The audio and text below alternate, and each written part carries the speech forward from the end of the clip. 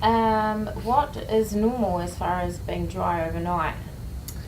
Yeah, so what's normal for that is we would consider it developmentally appropriate to have bedwetting up until the age of 7 years. A lot of children will get dry before that though, so once again it's looking at what they're drinking during the day, making sure that they're not constipated, but also if you notice that their pull-up might be getting dry at overnight, not as heavy in the morning when they wake up. Some children will just decide to refuse to wear a pull-up at night time, and it's really good to give your child the opportunity to see if they can get dry at night. So what I would recommend is that you have a really good mattress protector and an incontinence sheet that you would use as well, and expect there to be some wet beds along the journey too. If your child gets really upset or despondent with the bedwetting or you're not making progress, pop them back in a pull-up for a month or two, but absolutely try again. So us, the Public Health Nursing Service, we run a 12-week bed alarm program for children over 7 years of age, and look, it's very time intensive and it will be a lot of broken sleep along the way, so it's important that your child is motivated, is wanting to be dry at night time, and is well supported at home by a parent or caregiver as well. Would that be harder for children that are deep sleepers? Absolutely. So bedwetting that's exactly right. And so what we're doing with the bed alarm, it's a conditioning effect over time that as soon as your child starts to wet, the alarm rings and wakes them up, and they will finish going to the toilet, wheeze in the toilet, and they'll come back to bed and go through that process again. And over time what ends up happening is that their body then wakes up to that sensation of having that full bladder and will either wake up to toilet overnight or they'll be able to hold on to what they need to as well. Very common, absolutely, for deep sleepers, and also if you've got a family history of bedwetting. So if you were a bedwetter yourself or dad was a bedwetter, then absolutely your child can be more prone to wetting. Doesn't necessarily mean that their journey is going to be the same as what yours may have been, but yes, it does run in families as well. Should I take my child to the toilet in their sleep? Am I waking them up at midnight? Yeah, so we wouldn't recommend that. What that does is, yes, it can help you to manage the bedwetting and the amount of wet beds that and the washing that comes along with that. But what often happens is the moment that you stop waking them overnight, they will wet. So it's not going to resolve the bedwetting for you. It can help to manage with the washing. We tend to just say absolutely leave them to sleep, because what can also happen is you even entering their room can be enough to disturb them and for that wetting to happen as well. So we tend to say just leave them be. If you go in and notice that they've wet, then absolutely you can help to wake them up to change.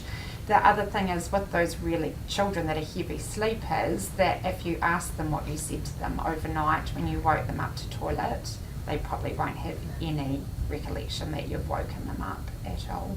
I mean, would it make that much of a difference if you were taking them to the toilet just before they go to bed than if you're waking them up at midnight? I mean, is there that much of a difference? So I would recommend absolutely that toilet before bed is vitally important, and again toilet when you first wake up in the morning.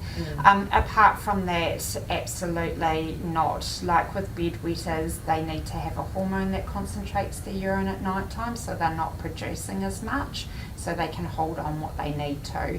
And us as parents, if we go in and wake our child up, we don't know whether they've got a full bladder or not, so we're kind of stopping that from happening for them, and them learning over time of that sensation of having a full bladder and needing to go to the toilet.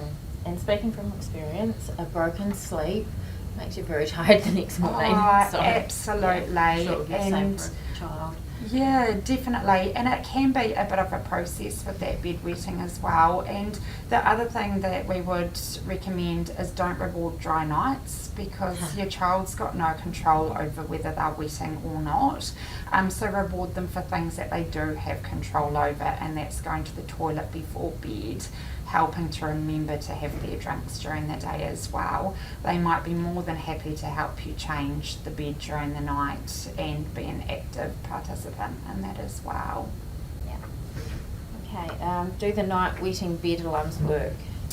Yeah, absolutely. They're a really safe and effective way of managing bedwetting.